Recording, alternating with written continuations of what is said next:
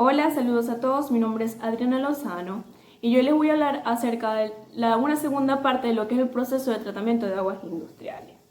Por lo general, es necesario aplicar tratamientos correctivos a las aguas que servirán de suministro y las aguas residuales con el fin de modificar sus características físicas, químicas y bacteriológicas. Por lo tanto, se debe también considerar desde el punto de vista económico, ya que si utilizar estos métodos no es fiable, entonces se debe recurrir a otra fuente de suministro.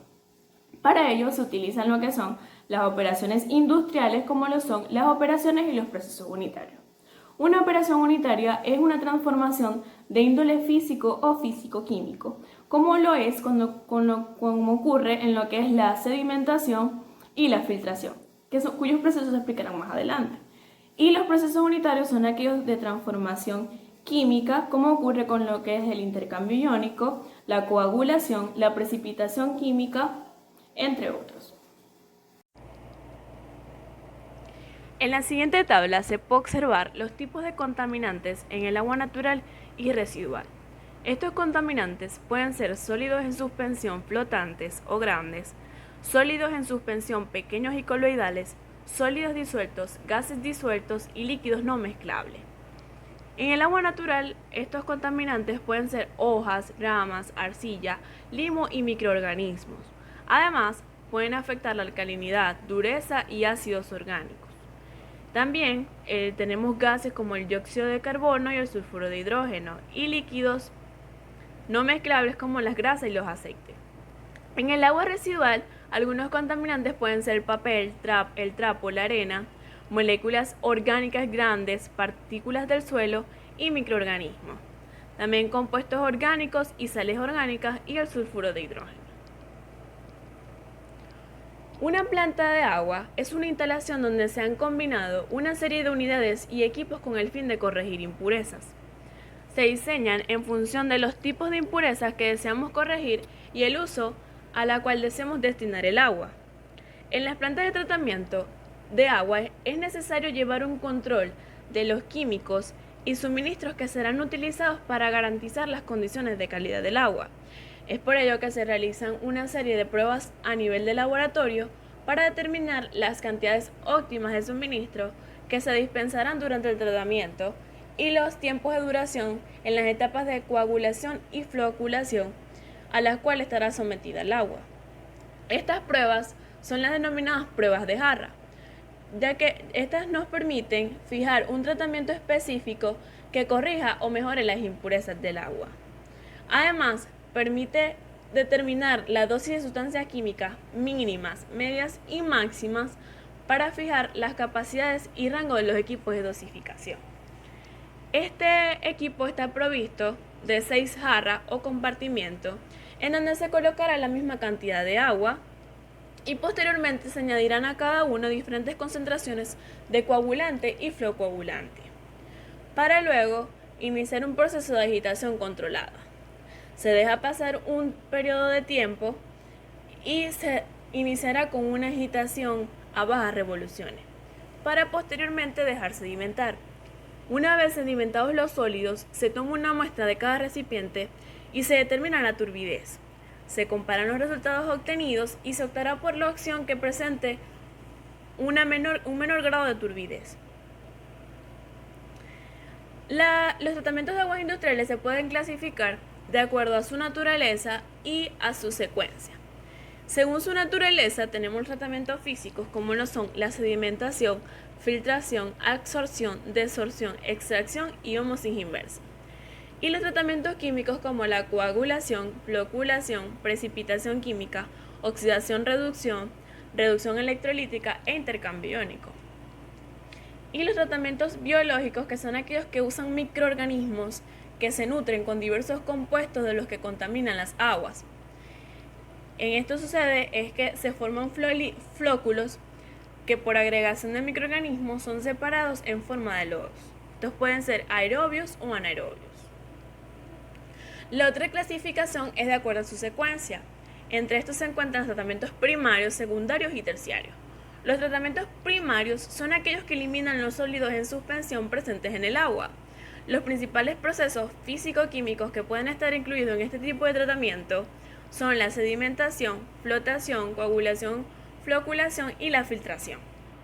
Los tratamientos secundarios son aquellos procesos de naturaleza biológica que tienen en común la utilización de microorganismos, en los que se destacan las bacterias, para llevar a cabo la eliminación de materia orgánica biodegradable, tanto coloidal como disuelta, así como la eliminación de compuestos que contienen elementos nutrientes como lo es el nitrógeno y el fósforo.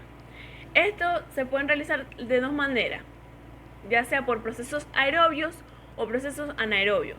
Los procesos aerobios se basan en la eliminación de los contaminantes orgánicos por su transformación en biomasa bacteriana, dióxido de carbono y agua. Y los procesos anaerobios transforman la sustancia orgánica en biogás, mezcla de metano y dióxido de carbono. La finalidad de los tratamientos terciarios es eliminar la carga orgánica residual y aquellas sustancias que no fueron eliminadas en los tratamientos secundarios. Estos procesos son de naturaleza biológica o físico-química, siendo el proceso unitario más empleado el tratamiento físico-químico. Entre estos se pueden mencionar la coagulación, floculación y una decantación. Otros procesos que también son empleados son las resinas de intercambio de iones, la absorción de carbono activado, la ultrafiltración, la ósmosis inversa, la electrodesinfección y las membranas cerámicas. En cuanto al proceso de aireación, la extracción de aire y la aeración son procesos de transferencia de gas que han desempeñado papeles importantes en el tratamiento de agua en los últimos años, incluida la transferencia de oxígeno para la oxidación de los componentes, como el hierro y el manganeso, la eliminación de ciertos sabores y olores, y además la eliminación de gases como el sulfuro de hidrógeno y el dióxido de carbono. La extracción de aire generalmente se utiliza para eliminar compuestos orgánicos volátiles presentes en las aguas subterráneas contaminadas. Por tanto, este proceso consiste en lograr el más íntimo contacto entre el aire y el agua para reducir gases y sólidos disueltos presentes en el agua. Permite reducir el contenido de dióxido de carbono, amoníaco y sulfuro de hidrógeno por desplazamiento del aire al oxidar el hierro y el manganeso según las siguientes reacciones. Aquí podemos observar que las aguas subterráneas, debido a que tienen un alto contenido de compuestos solubles indeseables como lo son el hierro y el manganeso en forma de bicarbonatos, estos al reaccionar con el oxígeno forman productos de oxidación que son compuestos insolubles y que se pueden remover por clarificación o filtración. La aireación es un proceso unitario que puede ser utilizado por aireación forzada o difusión de aire. Sin embargo, la aireación no es apropiada para el tratamiento de aguas subterráneas que contienen arsénico y hierro, porque el oxígeno se oxida primero que el arsénico y no sería una oxidación efectiva, ya que lo más recomendable es que tanto el hierro como el arsénico se oxiden al mismo tiempo, y para ello es necesario utilizar un oxidante fuerte como el cloro libre. La desinfección se refiere a la destrucción de los organismos causantes de enfermedades o patógenos presentes en ella. Los que son los procesos de clarificación e infiltración remueven bacterias y virus presentes en el agua. Estos procesos son preparatorios para la desinfección, pues disminuyen la carga bacteriana y hacen más eficientes los métodos de desinfección. Se puede decir que una desinfección es ideal cuando es capaz de destruir organismos, actuar a la temperatura del lugar y en el tiempo adecuado, no hacer tóxica al agua o de sabor desagradable y de fácil obtención, manejo sencillo y bajo costo. Existen dos modos de desinfección, el natural y el artificial. La desinfección natural es aquella que se realiza con la luz solar, sedimentación, filtración en capas terrestres o estabilización de la materia orgánica que disminuye la reserva de alimento para los microorganismos. En cuanto a la desinfección artificial, se puede hacer mediante agentes físicos y químicos. Entre los agentes físicos tenemos el calor, la cual es más utilizada en la desinfección doméstica y no aplica en plantas de tratamiento, en donde de 15 a 20 minutos a ebullición se destruyen los microorganismos patógenos y el agua adquiere un sabor peculiar por expulsión de gas. En cuanto a los rayos ultravioletas, es usado en piscinas y no es muy poco utilizado en la industria y acueductos. No deja efecto residual ni se puede determinar la cantidad dosificada. Entre los desinfectantes químicos tenemos los halógenos como lo es el cloro, el bromo y el yodo, la plata ionizada y el ozono. El cloro es un eficiente desinfectante y fácil de aplicar, ya que deja efecto residual medible de forma sencilla. Es corrosivo y forma subproductos peligrosos a la salud y produce sabor desagradable. El yodo tiene un bajo poder de oxidación y es más estable.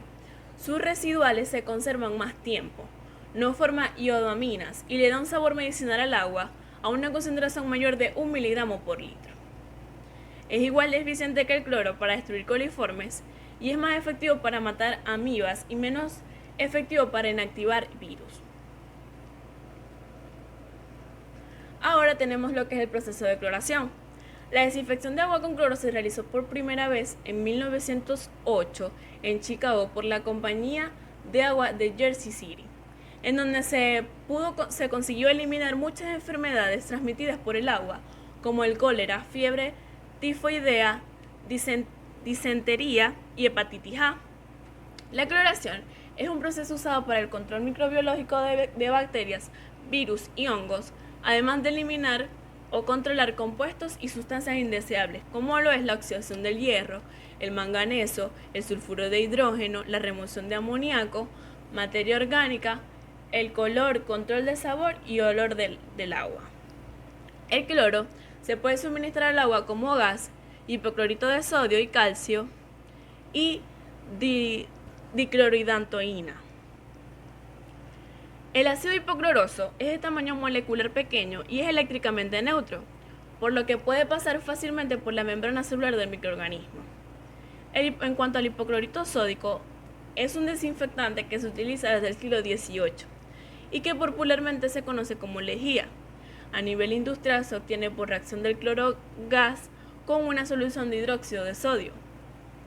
El hipoclorito sódico es un oxidante muy potente e inestable, tanto que una solución de 100 gramos de cloro activo por litro, después de ser almacenada durante 3 meses, puede contener 90 gramos o incluso menos. El hipoclorito cálcico es un sólido blanco con contenido entre el 20 y 70% de cloro activo. Es muy corrosivo y puede ser inflamable al entrar en contacto con ciertos materiales ácidos. Sin embargo, presenta dos ventajas respecto al hipoclorito sódico, y es que tiene un mayor contenido de cloro y es más estable. Cuando el cloro se disuelve en agua, se hidroliza rápidamente para generar ácido hipocloroso y ácido clorhídrico. En el caso de los hipocloritos, se produce la disociación de ambas sales de acuerdo a las siguientes ecuaciones. Tenemos que en los dos se forma el hipoclorito. Así pues, en cualquiera de los dos casos, el hipoclorito sódico o el hipoclorito cálcico se acaban formando ácido hipocloroso, que es realmente la especie de desinfectante. No obstante, este se disocia según el equilibrio y mediante la ecuación de equilibrio se tiene un valor de 3.2 por 10 a la menos 8, el cual, aplicando el logaritmo, la expresión resulta como se observa. En la figura se aprecia claramente que entre un pH de 6 y pH 9, ambas especies coexisten, mientras que a pHs inferiores o superiores a 9 se considera la existencia de una única especie. Al valor de pH igual al del ácido hipocloroso, que es 7.5, se observa que las concentraciones de los iones son iguales, hecho fácilmente deducible con la expresión que ya vimos. El ácido hipocloroso es un desinfectante mucho más eficaz que el ion hipoclorito. Este hecho podría estar relacionado con la inexistencia de carga en la molécula de ácido hipocloroso. Al ser una molécula neutra, le sería más fácil penetrar la pared bacteriana con la consiguiente actividad bactericida. A partir de este hecho, y teniendo en cuenta lo visto hasta ahora, es fácil entender la diferente actividad del hipoclorito como agente bacteriana a diferentes valores de pH. Así, a pH por debajo de 7.5, la cantidad de hipoclorito para desinfectar un agua es mucho menor que la necesaria para esa misma agua a pH superior de 7.5. Las impurezas que son oxidadas por acción del cloro son las bacterias, algas y materia orgánica, compuestos inorgánicos solubles, compuestos productores de olor, compuestos productores de sabor.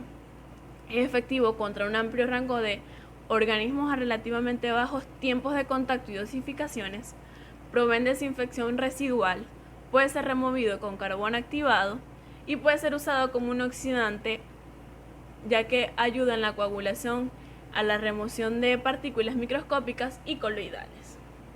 La separación es uno de los métodos más empleados de separación sólido-líquido, ya que permite incrementar la eficiencia de la separación a través del uso de los procesos de coagulación, floculación y precipitación. Para la clarificación se requiere un tanque de mezcla rápida, donde ocurre la desestabilización, un tanque de mezcla lenta, donde ocurre la floculación, y un tanque sedimentador. La técnica de clarificación es ampliamente difundida en la remoción de turbiedad y color del agua, implica la utilización de coagulantes y polielectrolitos. La coagulación-floculación es una técnica química de tratamiento de agua que se aplica típicamente antes de un proceso físico de separación que suele hacerse por sedimentación o filtración con el fin de mejorar su capacidad de eliminación de partículas. La coagulación lo que hace es que neutraliza las cargas y forma una masa gelatinosa que atrapa o une partículas, aumentando su tamaño, de modo que puede quedar atrapada en un filtro al sedimentar. Y la floculación mueve suavemente o agita tales partículas, haciendo que se unan formando masas mayores que sedimentan con más facilidad o puede ser filtrado. Los reactivos comunes utilizados son coagulantes minerales y orgánicos, típicamente sal de hierro, aluminio y polímeros orgánicos. En cuanto a los aditivos de floculación, son utilizados el sílice activado, el talco y el carbón activado. Además, también pueden utilizarse flocoagulantes aniónicos o catiónicos y reactivos del control de pH como ácidos o bases. Las partículas disueltas y suspendidas están presentes en la mayoría de las aguas naturales. Tal materia puede incluir la materia orgánica o inorgánica, la suspendida, la disuelta, así como también organismos biológicos como bacterias, algas y virus. La coagulación lo que hace es que desestabiliza las cargas de las partículas y los coagulantes con cargas opuestas a la de los sólidos en suspensión se agregan al agua para neutralizar las cargas negativas sobre los sólidos dispersos no decantables, tales como arcilla y sustancias orgánicas. Una vez que la carga se neutraliza, las partículas suspendidas pequeñas son capaces de pegarse unas con otras, en donde las partículas con un poco mayores, formadas a través del proceso, se llaman microflóculos y resultan ser demasiado pequeñas para ser visibles a simple vista. Se necesita por eso de una mezcla rápida o agitación rápida de alta energía para dispensar adecuadamente el coagulante y promover las colisiones de partículas, consiguiendo una buena coagulación y formación de los microflóculos. Esta agitación puede durar entre 1 a 3 minutos. La coagulación se usa para remover turbidez, remover cloro, eliminar bacterias y organismos patógenos. Además, destruye algas, elimina sustancias productoras de sabor y olor. El paso siguiente a la coagulación es la floculación, que es la etapa donde se realiza una mezcla suave que aumenta el tamaño de las partículas de microflóculos submicroscópicos a partículas suspendidas visibles. Estos microflóculos se ponen en contacto entre sí mediante el proceso de mezcla lenta. El choque de las partículas de microflóculos hace que se unan para producir flóculos más grandes y visibles. Una vez que se tengan los flóculos, el agua está lista para el proceso de separación, que lo realizamos por un proceso de sedimentación. Para que se forme el flóculo es necesario que las partículas choquen unas con otras con el fin de que se aglutinen. y se conviertan en grumos pesados. El flujo en el floculador debe ser más lento que en el mezclador, ya que a velocidades muy altas se rompe el flóculo y a muy lentas demoran su formación. En cuanto a la sedimentación, esta ocurre una vez desestabilizado el coloide y formado el flóculo, y consiste en la separación del flóculo por efecto de la gravedad. Para que esto ocurra, los sólidos deben tener un suficiente tamaño y peso. Algunas características de los sedimentadores es que tienen una mezcla rápida de 3 a 5 minutos y una mezcla lenta de 15 a 30 minutos. Y además, estos son capaces de clarificar grandes volúmenes de agua. La filtración consiste en pasar el agua a través de un medio poroso, arena, antracita o carbón, para remover los sólidos suspendidos y coloidales presentes en el agua y producir un efluente con una turbidez hasta menor a 1 NTU. NTU son las unidades nefelométricas de turbidez. Entre los beneficios que se pueden tener gracias a la filtración son la reducción del ensuciamiento, fouling, la reducción de los lavados de relleno de la torre, reducción del coste de productos químicos, reducción del coste del agua y mejor control de microbiológico. La filtración con carbón activado. La activación de carbón produce una excelente superficie de filtración y le permite tener una gran capacidad de absorción a las impurezas del agua mediante el proceso de absorción, que es donde la cual la materia se adhiere a la superficie de un absorbente, como es el caso del carbón activado. El carbón activado elimina el cloro, sabores y olores y demás químicos orgánicos. Los purificadores más comunes utilizan filtros de una o de 2 capas, donde el carbón activado se introduce como medio filtrante dentro de un cartucho que puede ser de distinto tamaño según el dispositivo que se utiliza. El carbón activo actúa atrapando impurezas en el agua como solventes, pesticidas, residuos industriales y otros productos químicos, y dado que también remueve los contaminantes que generan los olores, logra que el agua potable sea más sabrosa. El proceso funciona cuando los compuestos orgánicos o el cloro entran en contacto con los medios que son absorbidos por ellos. A pesar de que el proceso se conoce como una filtración, realmente es un proceso de absorción por contacto entre la materia orgánica y el carbón activado. El sistema de funcionamiento es el mismo que en los filtros de arena, realizándose la retención de contaminantes al pasar por el agua por un lecho filtrante, un compuesto de carbón activo. El agua fluye hacia abajo a través del medio filtrante hasta alcanzar la salida.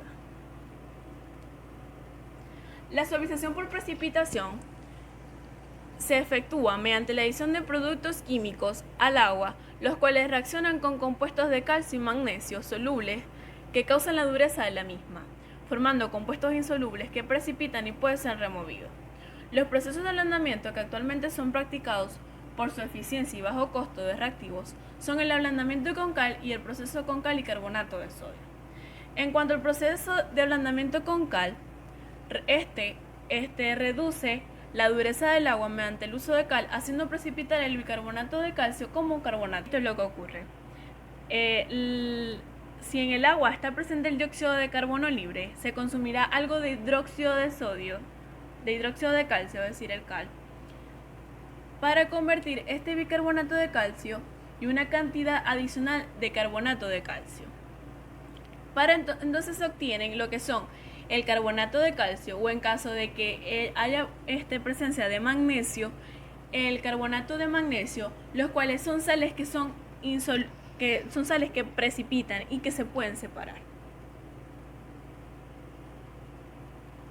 El intercambio iónico describe un proceso químico específico en el que iones disueltos no deseados son intercambiados por iones con carga similar. Esta atracción es utilizada para eliminar contaminantes iónicos disueltos del agua. El proceso de intercambio tiene lugar entre un sólido, resina o zeolita, y un líquido como lo es el agua. Para ello se utilizan lo que son las resinas de intercambio iónico, lo cual es una macromolécula insoluble en agua compuesta por una alta concentración de grupos ácidos o básicos integrados a una matriz de un polímero sintético, estirénicas, acrílicas, etc. En el intercambio de cationes durante el tratamiento de agua, los intercambiadores de iones suelen contener resinas de intercambio de iones porosas o en forma de gel, zeolitas, arcilla y humus del suelo. En el proceso de intercambio aniónico, los iones cargados negativamente son intercambiados con iones cargados negativamente en la superficie de la resina, generalmente cloruro. Varios contaminantes incluyen lo que son los nitratos, fluoruros, sulfatos y arsénicos se pueden remover mediante intercambio de iones. Los intercambiadores de iones pueden ser intercambiadores de cationes, intercambiadores aniónicos o también anfóteros, que son capaces de intercambiar cationes y aniones al mismo tiempo. Hay diversas resinas diseñadas para estos propósitos, como la resina de base fuerte, anión fuerte, que se utilizan para eliminar nitratos y percloratos. Los materiales con los que están fabricadas las resinas tienen una capacidad finita de intercambio. Cada uno de los sitios de intercambio se agotará si se le da un uso prolongado, cuando ya no sea más posible intercambiar iones.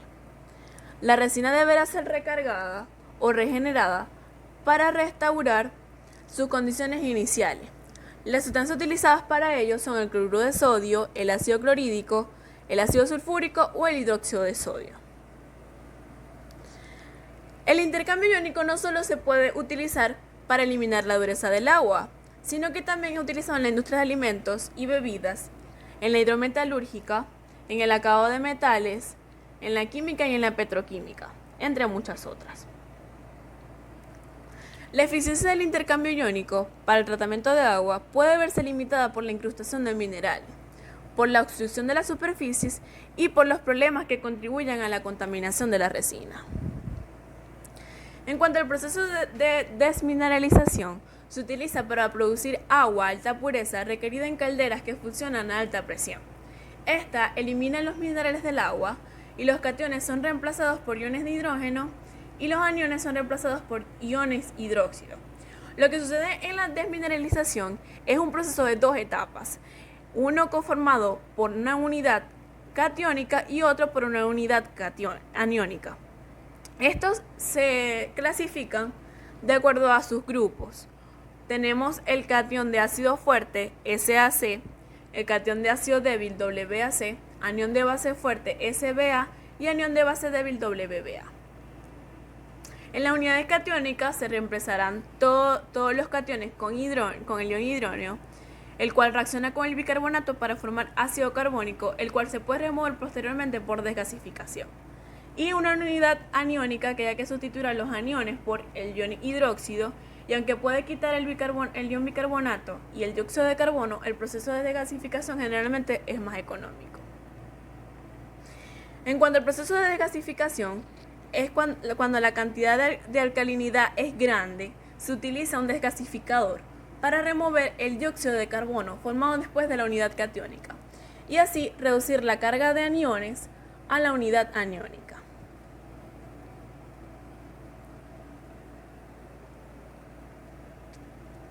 Cuando las perlas de resina catiónica han perdido su poder de recolección, tienen muy pocos sitios disponibles para intercambiar calcio, magnesio y sodio. Este paso de iones a través de la unidad se conoce como avance. El avance es una señal de que la unidad debe retirarse del servicio y colocarse en el ciclo de regeneración. Cuando una resina comienza a fugar iones, se dice que la resina está agotada y debe regenerar a través de las siguientes etapas. En el retrolavado se fuerza a pasar agua limpia a través del lecho de resina en la dirección contraria al flujo de operación del servicio, lo cual remueve el sucio que se pudo acumular. En la adición de químicos se realiza con ácido para la resina catiónica y cáustico para la resina aniónica. Una solución de regenerante concentrada se hace pasar por el lecho de resina, restaurando su capacidad de intercambio. En el lavado lento se realiza después de la regeneración con el químico para remover el químico regenerante del lecho de resina y no contaminar el proceso. Y en cuanto al lavado rápido, es el paso final de la regeneración del lecho con un alto flujo de agua crudo. En mineralización también se puede tener una unidad de lecho mixto. la cual se utiliza para eliminar o pulir el agua. El agua resultante es un agua de muy alta pureza y es muy utilizada en lo que es el agua de alimentación de las calderas. Tanto el anión como la resina catiónica se mezclan en el mismo recipiente, y a medida que el agua baja por el recipiente se eliminan los aniones y los cationes al mismo tiempo. El agua se vuelve cada vez más baja en sólidos disueltos y en efecto el agua se pule a medida que avanza. Es por eso que el proceso de lecho mixto produce un agua de tan alta calidad.